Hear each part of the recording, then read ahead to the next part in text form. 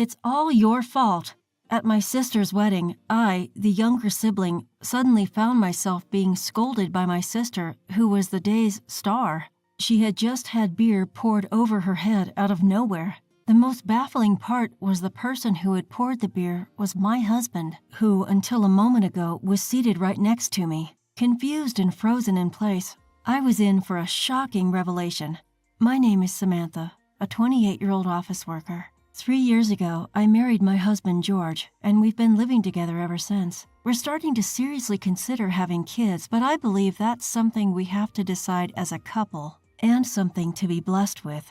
On top of that, George seems to be busy with work lately, coming home late every night. Even when he comes home late at night, he goes straight to bed, saying he's tired. This kind of life has been going on for about half a year now. I can't help but sigh naturally, as it feels like we've become a mature couple that's lost its spark. George has been acting differently lately. He feels like a completely different person from the man I know. He used to be known as a doting husband. Since we started dating, he has given me flowers and gifts every year on my birthday. He's a very diligent and sincere person. This quality is also reflected in his work, as he was chosen to be the department head of a newly established department at the company where he works. George's company is filled with young employees. The president of George's company is a young man who runs several businesses and is known to be very capable. He doesn't show his face to his employees usually, insisting on equality, and occasionally sneaks into the company to check things out. Sounds like an interesting company. Yeah, isn't it? That's why neither I nor my colleagues have ever seen the president's face. He seems to be about our age, which is pretty amazing, George said. The company is a major one in our hometown, so we could live on George's salary alone. But since we don't have children yet, I'm continuing to work. Then one day, oh, by the way, a new employee joined today, and it was a big surprise. It was your sister, Mary. What? My sister? At George's words, I was surprised and also felt a bit unpleasant. I have an older sister named Mary, who is 2 years older than me, but to be honest, I've hated her since we were children. Mary seems to be the type who isn't satisfied unless she's the center of attention, and she's done things that I hate since we were children. In TV shows and comics, you often see scenes where a kinder older sister gives something to her younger sister, but I can't relate to that at all. For example, there was a time when our uncle gave us handkerchiefs of different colors. The handkerchiefs were cute, one pink and one yellow. Mary liked pink. I liked yellow, so naturally, I thought Mary would choose the pink one, but she said, I want the yellow one. My uncle, knowing that Mary liked pink, said, Oh, you're okay with not having the pink one? Yeah. Look, Samantha, isn't it nice? She showed me with a smirk. From a young age, I had been living such a life, so I accepted the remaining pink handkerchief. But the next day, my sister said, You know what? I prefer pink after all. Let's swap. Samantha, you like yellow, don't you? She switched out her filthy, crumpled handkerchief for the one I'd carefully kept clean, without my permission. Our parents scolded her. Hey, Mary, what are you doing acting on your own again? No, it wasn't me. Samantha said she wanted to trade. Mary has always been one to easily lie. Our parents were constantly dealing with my sister's troublesome behavior, but they poured out their love equally into both of us. As Mary grew up, her problematic character got worse.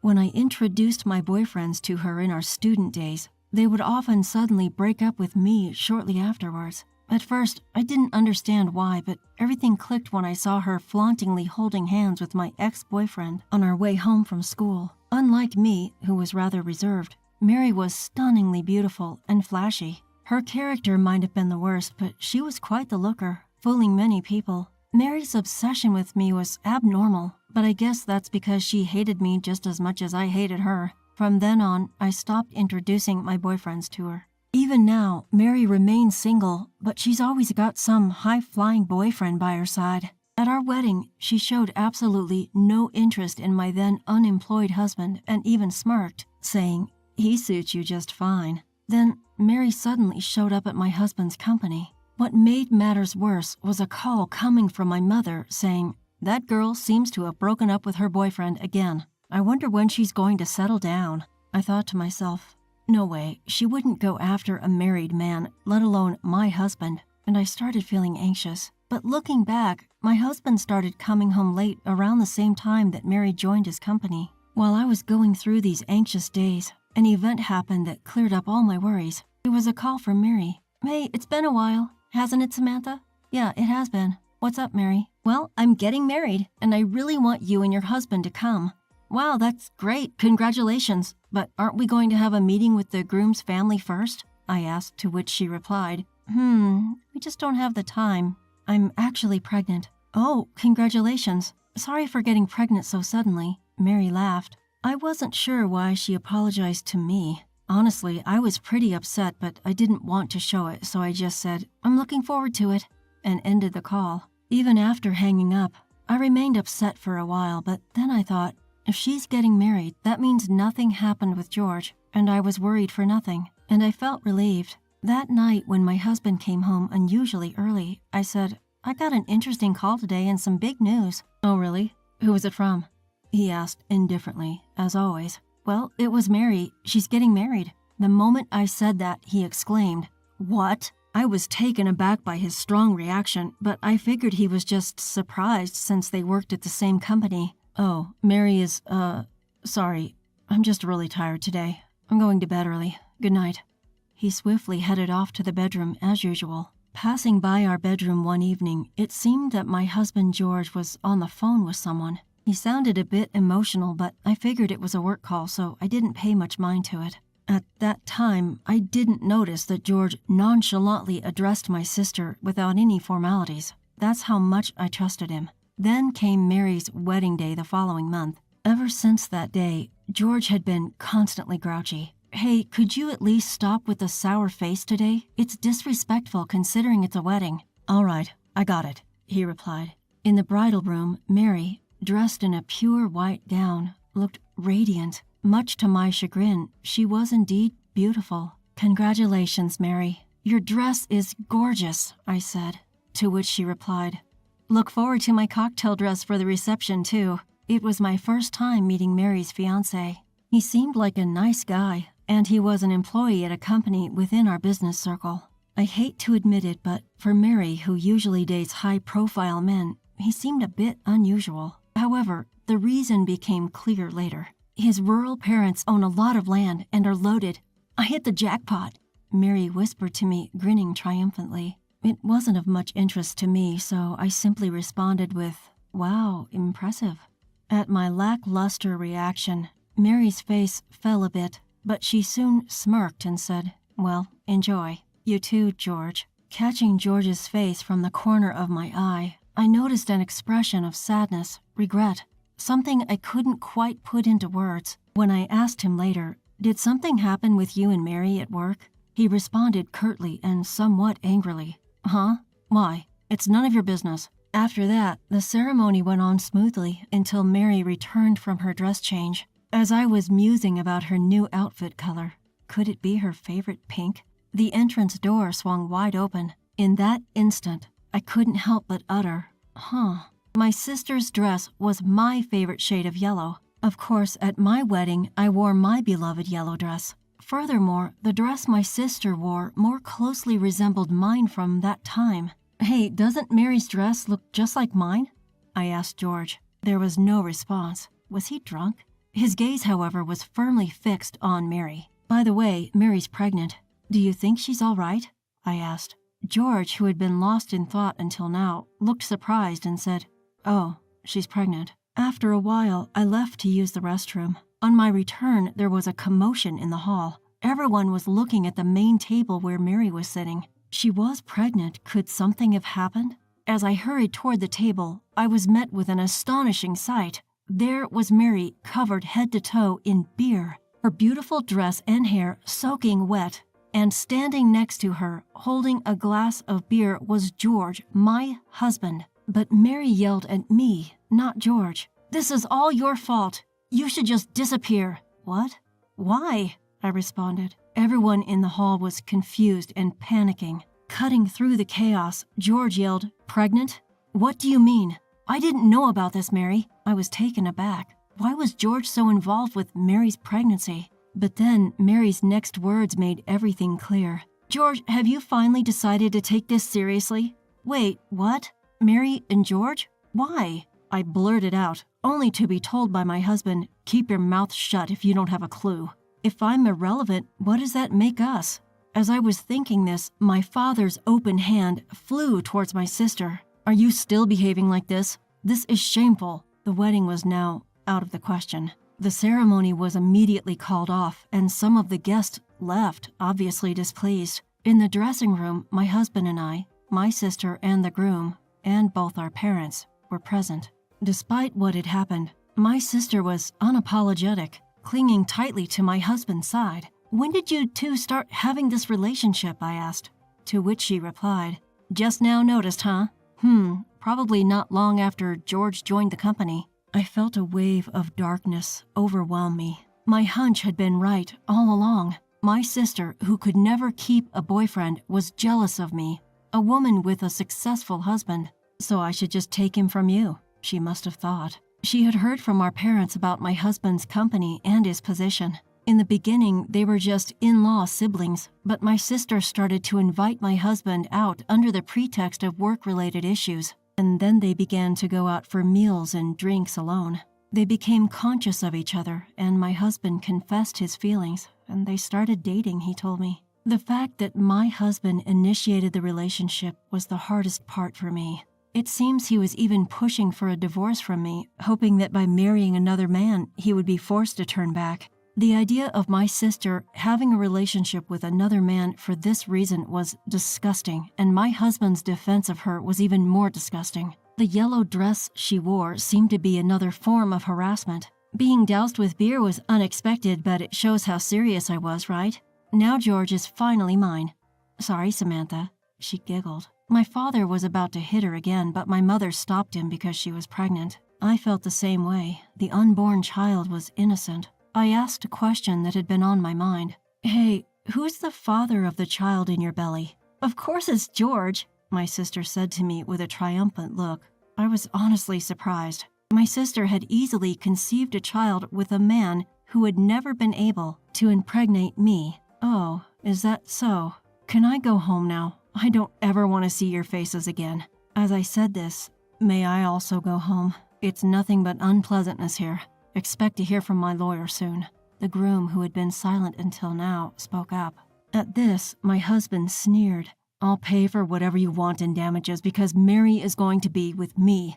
If you get it, get lost. Realizing that the groom was beneath him, my husband looked down on him completely. Is that so? The groom smiled and left with his parents. His smile was a little scary. A few days later, my divorce from my husband was easily finalized. With favorable terms for me, a lump sum of alimony was transferred to me. They probably wanted to be together as soon as possible, regardless of the cost. Despite being a husband who cared about societal appearances, it seemed like he'd painted me as the villain at his workplace, spinning a charming tale of my sister, his sister-in-law, standing by his side through it all. And brazenly, they continued to work together. To outsiders, they probably seemed like a happy couple, but I knew it wouldn't last. A few months later, my sister called me. I hesitated to pick up, but the relentless ringing of the phone got on my nerves. When I finally answered, she yelled, "You! This isn't what we agreed on." "What? What are you talking about?" I responded. "George's debts," my sister exclaimed, having apparently just caught on. "Oh, really? That's tough," I provoked. Then she fired back. "Don't joke around. It's the debt you made. You won't get away with it." "What? Debt I made? What's that about?" My sister was too frantic for a productive conversation, so we decided to talk another day. I promptly reached out to a particular individual. He agreed to accompany me with glee. Time to plunge them into hell had arrived. A week later, I headed to our meeting place with this individual. Upon their arrival, my sister and her husband were more shocked by the person seated next to me than by my presence. The person I had contacted was none other than Mary's ex-fiancé, John. "Why is John here?" "But you two losers do make a good pair." "Anyway, Samantha, I'll never forgive you," she declared. I was taken aback, but I knew that I wouldn't get any closure without confronting the matter. I asked, "So about this debt you're saying I made, what exactly are you referring to?" "That debt you racked up because you wanted to splurge," she replied, and turned to George for confirmation. "Oh, really? Hey, George, My silly sister Mary is so gullible, she'd believe anything she's told.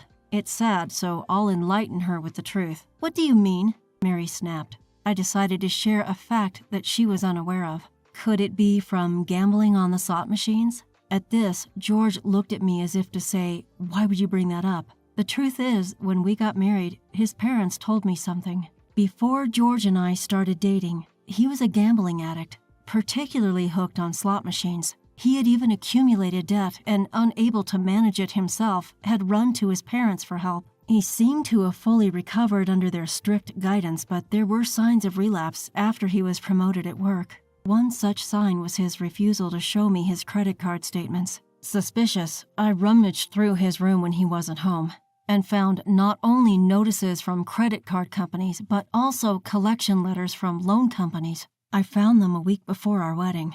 George might have had his own frustrations with work, his relationship with Mary, or even me. These could have stacked up, pushing him towards his old habit as an outlet for stress. By the time I found out, he had amassed a significant amount. Moreover, it seemed like the money he paid to us as alimony was from debt he incurred, covering Mary's share too. It was likely that the money was borrowed. Merely imagining the total amount of debt gave me the shivers. No way! My sister kept murmuring that this wasn't supposed to happen, but the conversation continued. "Well, you're a division manager. If you quit gambling and work seriously, you'll pay off the debt in no time," I said. My ex-husband, looking triumphant, responded, "Yeah, that's right. Mary, it's going to be fine." While he said that, my sister's face was all contorted. "But what happens if you lose your job?" The one who spoke up was John. "What? What's it to you? Stay out of it if you're not involved." "It does concern me. I'm a party to this. Granted, I don't know much about Mary since we haven't known each other long. Apparently, my sister and John met at their favorite bar, and maybe due to the alcohol, they hit it off, and the next thing they knew, they were sleeping in the same bed. But John was fully clothed, and when my sister later contacted him saying she was pregnant, he acted like a gentleman and decided to marry her. But then another man shows up, claiming the baby is his. I can't make heads or tails of this. I can't make heads or tails of it." Even though he spoke calmly, I could tell he was furious. "To be honest, it could have been anyone.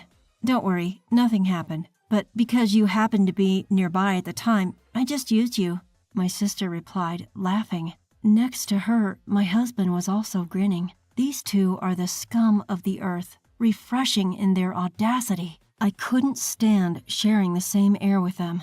So I said one thing to John. "Isn't it about time, boss?" Both of them looked taken aback. "Boss, huh? You don't have to pretend. It's probably some small, unheard-of company, right?" My ex-husband mocked. When he said that, John passed him a business card. "Whether you've heard of it, I don't know, but I do have a business card right here." When he took the card, he was smirking, but his face quickly turned pale. My sister, seeming to sense something was off, quietly asked my ex-husband, "Is he someone famous?" "You don't even know the name of the president of your own company? You really are hopeless," he said to my sister. Upon hearing this, my sister let out a loud shout that echoed throughout the place.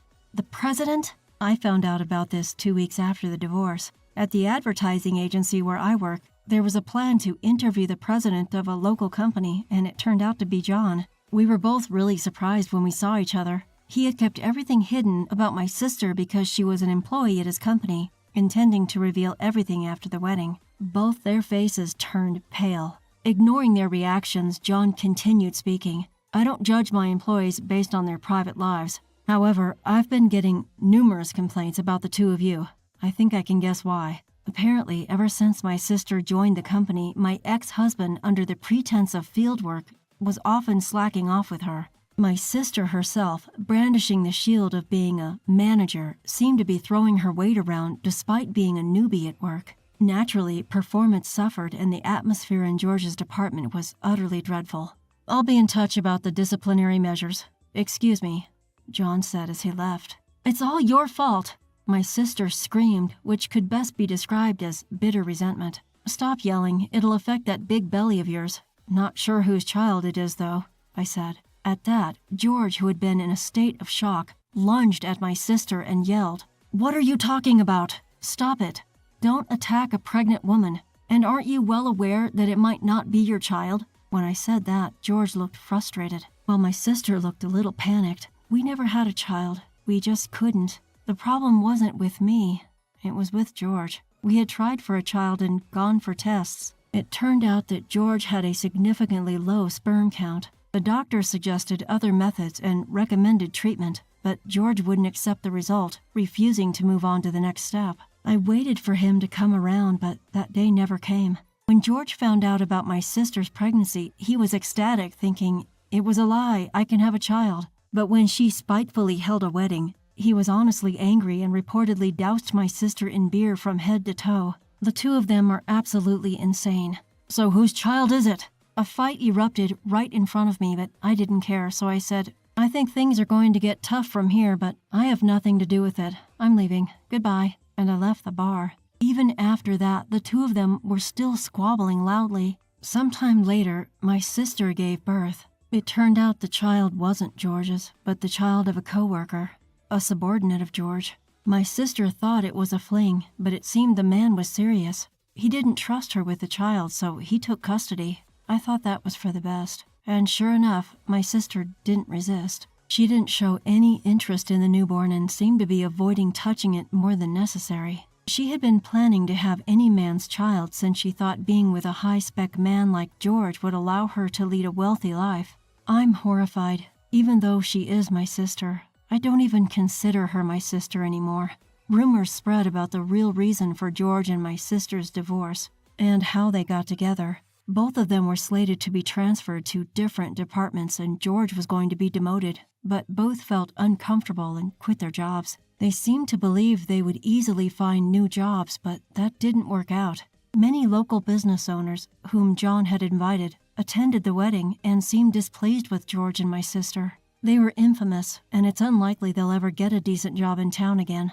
Still, their debts aren't decreasing. We later found out that George had made my sister a co-signer and borrowed money from unsavory sources. There was a lot of initial strife, but my sister, who had always relied on men, still seemed to be with him. In a way, they deserve each other. Both tried to ask their respective parents for money but were turned away. They work from dawn till dusk, doing temporary or part-time jobs, but life seems tough. They brought it on themselves. I hope they have a hard time. As for me, I've met someone at work and we've decided to tie the knot. Happily, we're also expecting our first child. I've had my fair share of struggles, but right now, I'm the happiest I've ever been.